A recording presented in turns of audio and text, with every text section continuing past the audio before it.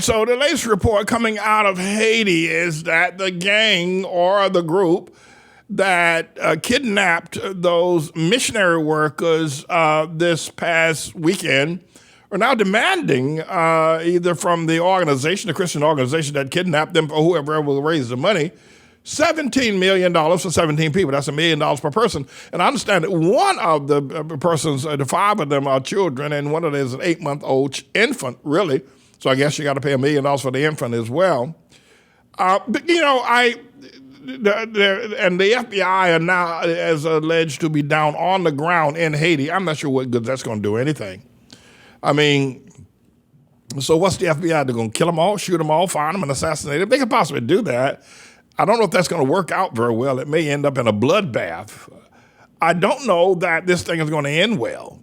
I don't really see it ending well. I think that these Haitian gangs that are now demanding $17 million, if they get it, you know, it might be better to give it to them and then let them go, you know, get crazy rich and make some mistakes. But if they fail to pay it and try to end it with a bloodbath, it will end up as a bloodbath. I think these Haitian gang members probably have nothing to lose right now, not even their lives. I don't think that their lives mean anything to them right now, you know, because they're in a corner. And they're probably, you know, a criminologist would probably say they're willing to die, you know, before they surrender. So my strategy would be give them the money, and then they're going to go, you know, rich, and they're going to make some mistakes, and you could probably track them down and prosecute them one by one. But I don't, and the other thing is, I think one of the things they're trying to curb by sending the FBI down there is to stop other kidnappings. The downside of this, of course, is that these Christian workers were doing a good job there in Haiti. You know, the money was coming from their church into that particular orphanage, feeding people, helping people. And now if you're going to chase all of the missionaries out of Haiti, that's going to have a devastating effect on people who are dependent upon these missionary agencies to be in Haiti to help with the, you know, unprecedented poverty, sickness and violence and disease that's going on there in Haiti. So this has these gangs are really doing more damage than they can ever imagine.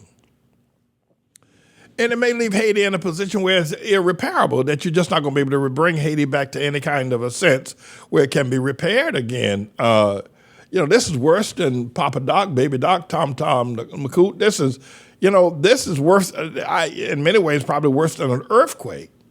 And this is not the only gang. There are a whole lot of gangs kidnapping people for at least $100. They grab somebody and say, give me $100, or you won't get your husband back. $100 is a lot of money in Haiti. And so this doesn't look well. And, you know, I have a couple of concerns. One is that Haiti was, you know, in 1797, they were able to defeat Napoleon. Toussaint Louverture was able to actually defeat that French so-called great warrior, kicked his butt and sent him back to Paris. And they became the first freed slaves with their own independent nation, with their own, I mean, they changed, the name was, it was Dominico or something after the Dominican Republic, so some French priest, and they changed it to Haiti, you know, set up their own government. And so, in many ways, Haitians have done something that, you know, that Dr. King is not able to do here in America, what Toussaint Louverture was able to do. But the fact that the country is falling into such deep, irreparable, that one wonders if somehow or another there's been some sort of conspiracy over the last 100 years to dethrone Haiti. I know the other thing that I find about Haiti, a lot of other people in the Caribbean don't like Haitians. The Jamaicans don't like them. The St. Kitts, St. Croix, all the others are like, Haiti, Meanwhile, none of them have their independence.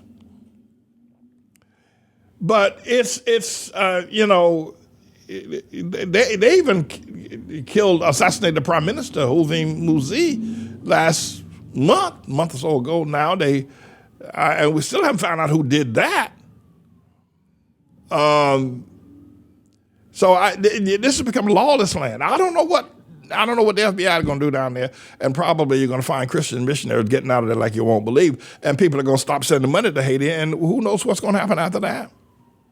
Who knows what the deal is going to be?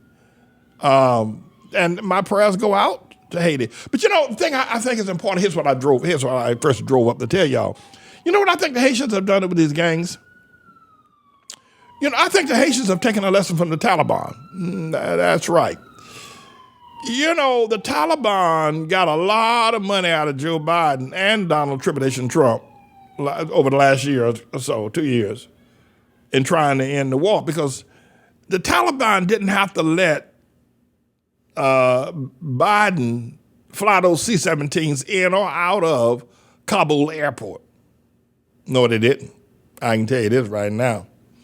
They could have put so many rocket launch surface to air missiles aimed at that great big old whale-looking planes called a C-17. Every time one came in, they'd blow it up, or one going out loaded with passengers, they'd blow that one up. And, you might be able to satellite track and use a drone to kill the person that actually blew them up. But you have to remember the Taliban are suicide, type person. They don't mind dying.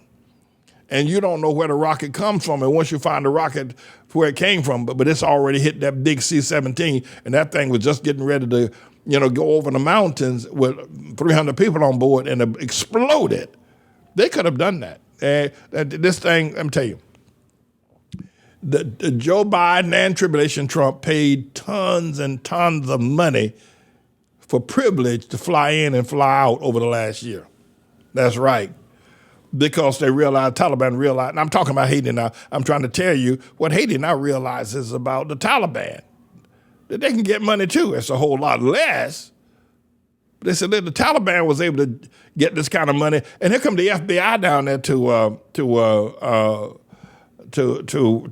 you can bring everybody from, what's that FBI headquarters out there in Virginia, you can bring them all down there. Them Haitians ready for you. They ready. They ready, Freddy. So I can tell you that this doesn't look good. It does not look good at all in terms of what's going to take place. And I like Haiti. I do. Have you ever been there? You got to go there. It's a very interesting place. I'm lucky I escaped with my life once I was there. But I don't know if I'm going to be going back anytime soon. But what we see happening now, let's see how it plays out. Let's see if I know that the Christian Center that they've asked to give the $17 million a ransom. Is that somebody taking a picture of a van out there? I think so. Yeah, they are. Yeah, okay, all right. I think that it's a Pastor Man. You stop in the middle of a before. Yeah, I did. I stopped. That's a live shot of somebody who's Anyway. If they're asking for $17 million, and you can't trust our government either, you do know that. They'll pay it and don't tell you. Or I don't know if that church has that kind of money. I don't think that they do, but they could probably raise it. If not, the government will give it, or somebody who's got money will give it. You know what I think? I'll tell you what I think, because I think it's always right. There needs to be a reconstructing of ideas towards Haiti, and that is to say that, first of all, America needs to have a better policy. Sending those people back to Haiti by Joe Biden, I think, stimulated this. I think Joe Biden, who sent those 7,000 people, and many of them who had crossed the Del Rio River, had come up through Mexico, had left Haiti 10 years ago. I think that was a bad mistake. It was racist. It was hate-filled. It was just all the bad words that I can find, demonstrating that Biden don't care anything about Haitian, or, if you will, Hamite people.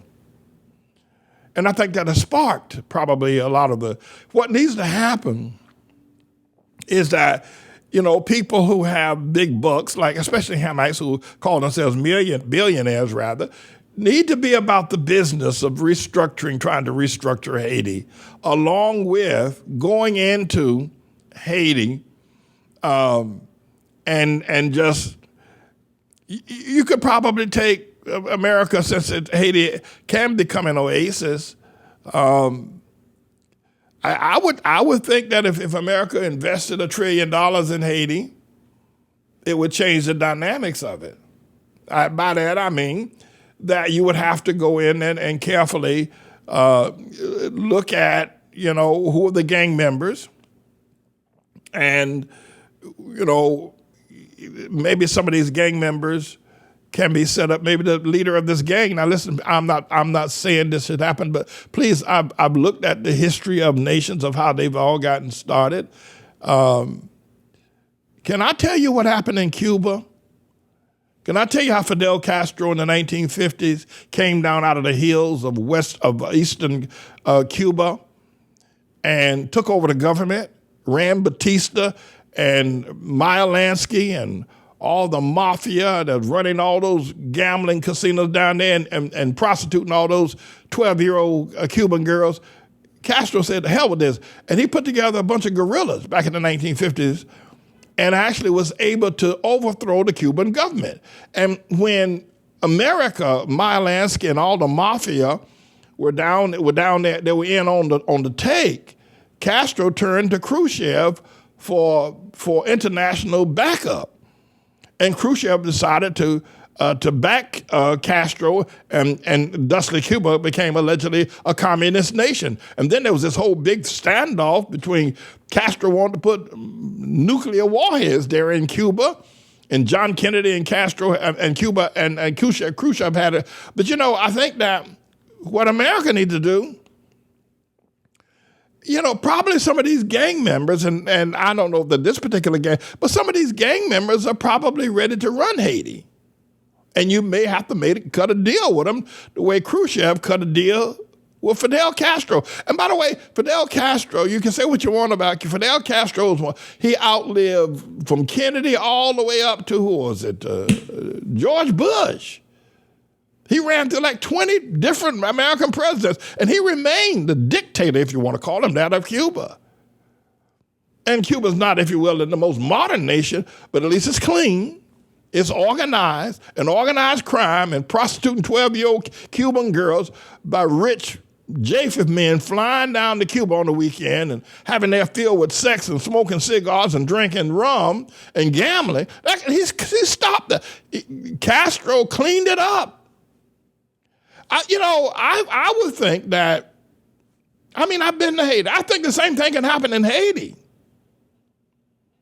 I do. I think Haiti can be, but they're going to have to find a government that's willing to make a deal with whoever's down there now who's got the biggest gun in Haiti, and try to set it up in some sort of a nation whereby, a democracy can flourish, and perhaps I think that probably, the Russians or the Chinese may be a little bit prejudiced towards, Haitian because they traditionally dark mahogany and, they don't have the best reputation. But I think the only way you're going to solve the problem of Haiti is that you're going to have to choose one of these leaders down there that's bad enough to step up and be president, and then some government going to have to prop him up the way and pray that you can get the same kind of reaction out of him that Cuba got out of Castro. That's what I think. And what I think is always right. At any rate, everybody, I'm James David Manning. I'm the Lord's servant. And don't you ever forget it.